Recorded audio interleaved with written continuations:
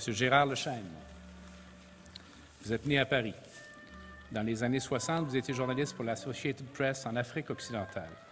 Vous resterez marqué par cette expérience que vous revivrez à partir du Québec. C'est par une bourse d'études France-Québec que vous arrivez ici en 1968. 2 ans plus tard, vous obtenez une maîtrise en psychologie des communications de l'Université de Montréal et dès les mois suivants, caméra sur l'épaule, vous retournez en Afrique. Vous bouleversez les Québécoises et les Québécois avec votre premier film sur la famine au Biafra, une région du Bénin qui était victime de la guerre civile. Vous aviez trouvé votre vocation. Avec le Québec comme port d'attache, vous allez montrer au monde l'Afrique, ce continent méconnu. En 1971, vous fondez Informaction, qui demeure une maison de production de premier plan dans le domaine du documentaire. Alors s'enchaînent des films chocs sur la guerre civile au Soudan du Sud, pas celle d'aujourd'hui, celle d'il y a 30 ans.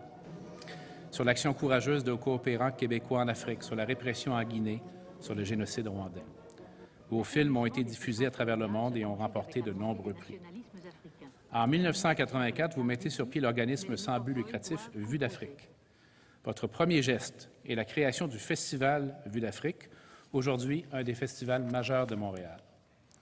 Vue d'Afrique, ce sont des activités d'échange professionnel, des partenariats divers et un réseau mondial d'amitié nord-sud avec Montréal pour noyau. C'est maintenant votre fille Géraldine qui en assume la direction.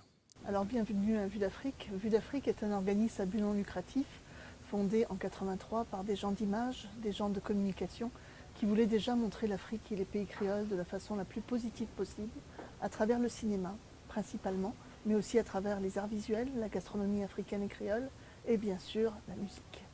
Donc Vue d'Afrique a été créée par mon père, Gérard Lechêne, dans lequel lui-même avec ses 4 autres amis ont décidé de fonder en 1984 le premier festival de cinéma africain au Québec, au Canada.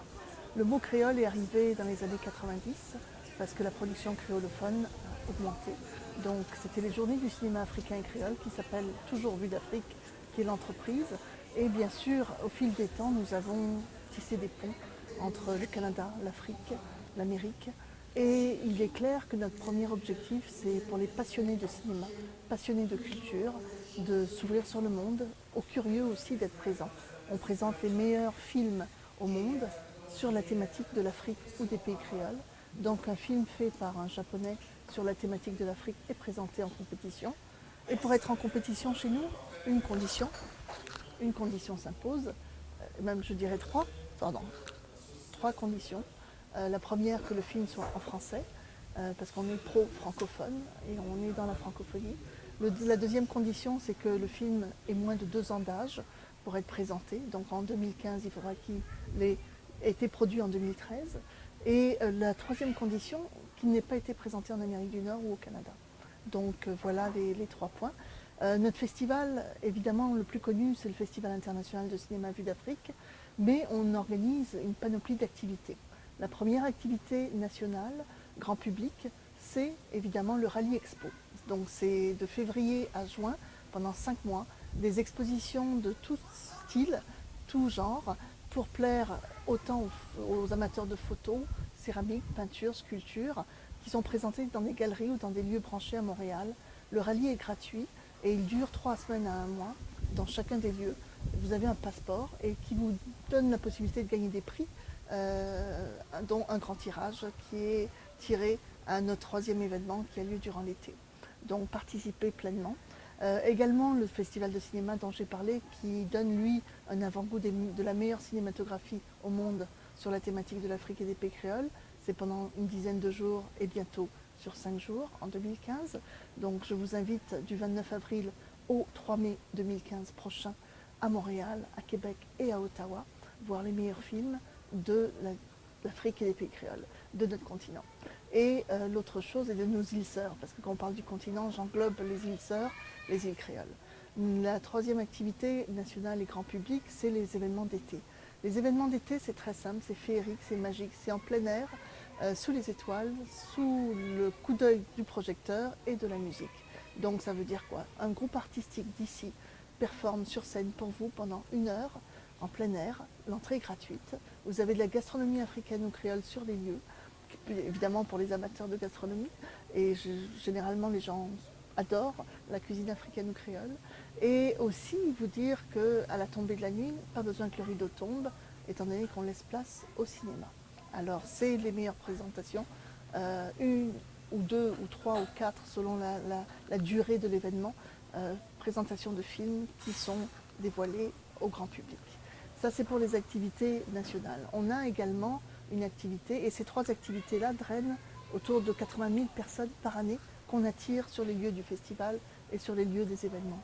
On a également une formation qu'on fait depuis vraiment 25 ans, qui s'appelle Des goûts et des couleurs, qui donne à 3500 jeunes de Montréal d'avoir la possibilité d'avoir un atelier fait par un artiste d'origine africaine ou créole. Donc c'est un atelier d'1 heure et demie en peinture, sculpture, conte, musique, selon le groupe d'âge. Et ça marche énormément, on ne suffit quasiment pas à la demande, donc c'est une activité qui est prometteuse.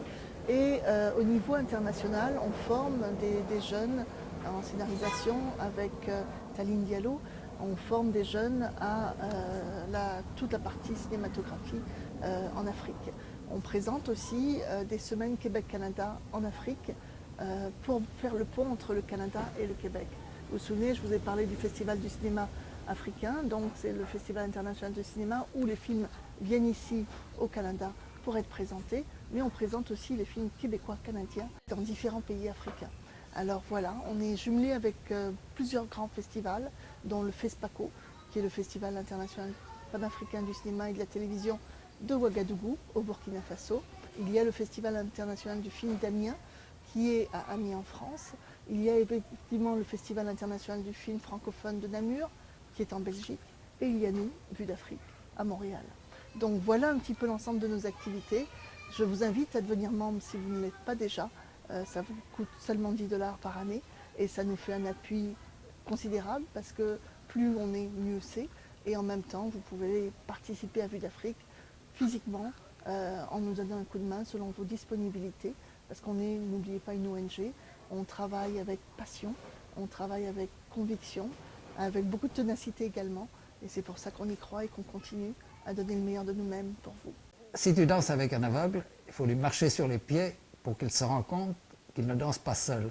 Ça signifie qu'il faut que le peuple sente la poigne du maître. Vous êtes un grand humaniste qui fait honneur au Québec. Gérard Lechesne, au nom du peuple du Québec, je vous fais chevalier de l'Ordre national du Québec.